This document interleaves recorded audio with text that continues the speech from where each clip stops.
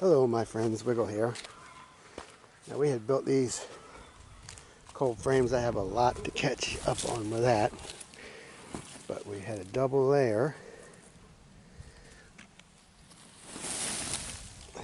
And that's what the spinach and peas looks like after 8 degrees.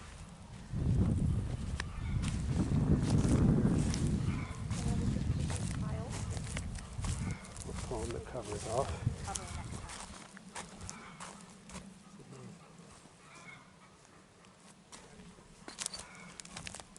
Mulched and double row cover, 8 degrees. Red lettuce made it, mostly.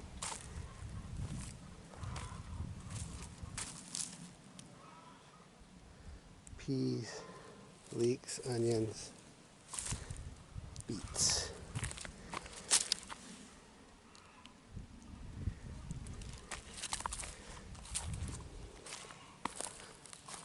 A lot of peas died. Normally, this is zone 7. We don't usually get quite that cold. I don't see very many beets.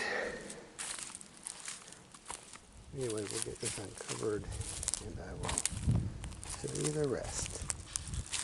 Okay, this is other garden. I want to get over here real quick before they tear it all up.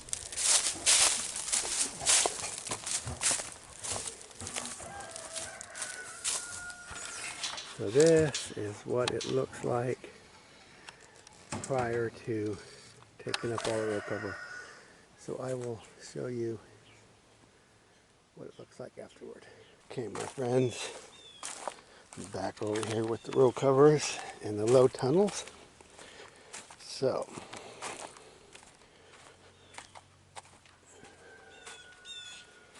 here's what it looks like now. I had done a workshop showing how to build these, made out of 1/2-inch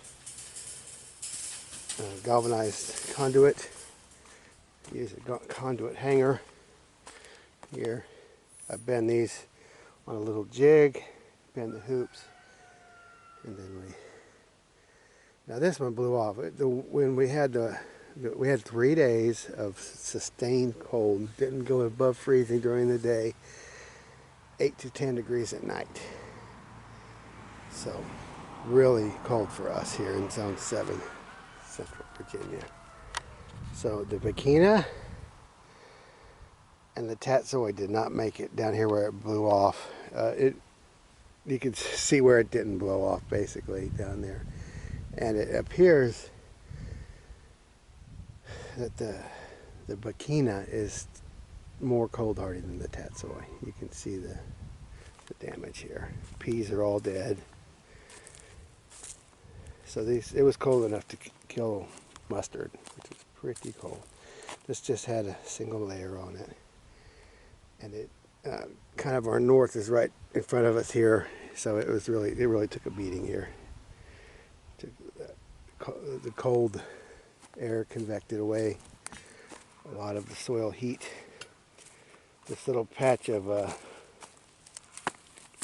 dill and sorrel is just nothing.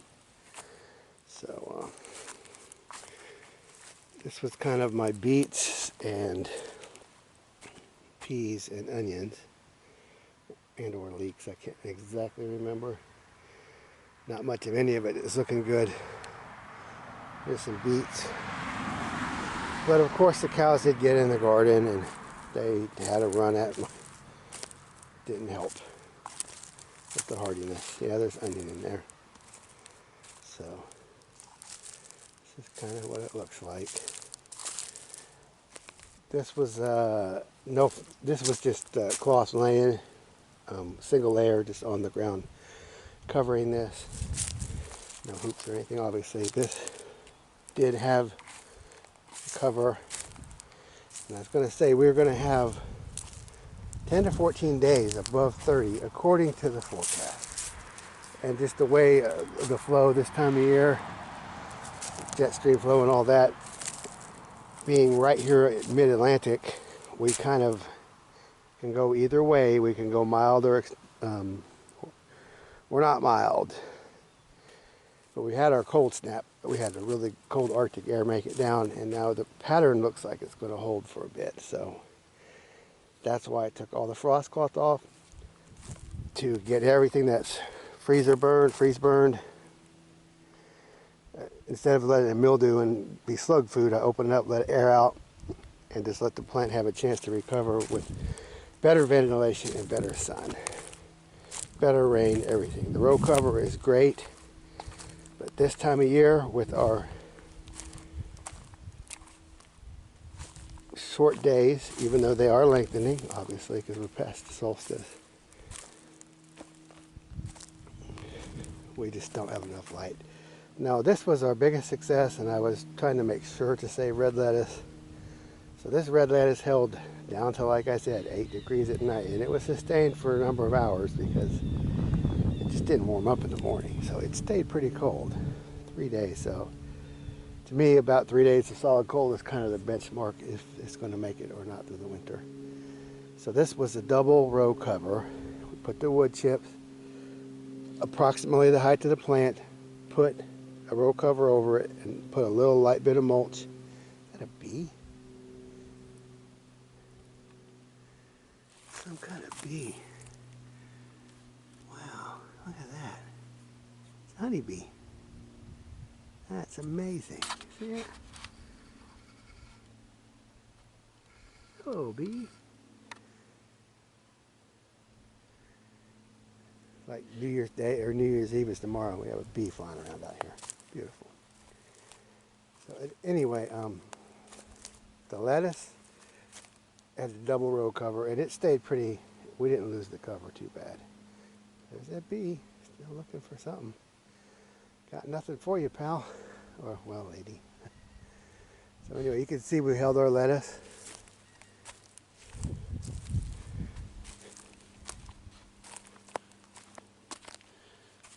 So we have some corn salad going in here. That stuff is awesome. See it? That is one of the only plants that will grow with this amount of light that we're getting. If I had all corn salad in here, it would be growing like crazy. So we are going to get some corn salad out of this for sure. I can just see it there. Corn mache, I don't know, match, I don't know which, M-A-C-H-E. I've never heard anybody actually say it. This is all corn salad though, all the way down. That is going to be good. That was just with the single row cover laying on the ground. Now this kale would have probably been okay. Cows really got to it. So over here, we did that same method with the double frost cover. This is the medium. It was the 9-ounce medium weight. They do have a heavier one. But I just did 2 layers of the medium weight. This had 1 layer or 2 layers. That over there had 1 layer. And the spinach is way off to one side here. I planted some beets in that dirt there. So we were just seeing if we get anything to sprout this time of year. Because the way the rows weren't that even, and we ended up with these 2 sets, those 2 low tunnels right next to each other. So I just went ahead and tried to just expand that row to make it useful. Those other 2 rows out there were, I believe, that kale, and might have both been kale. But they got grazed by the cows real heavily, and then 1 row cover on them, and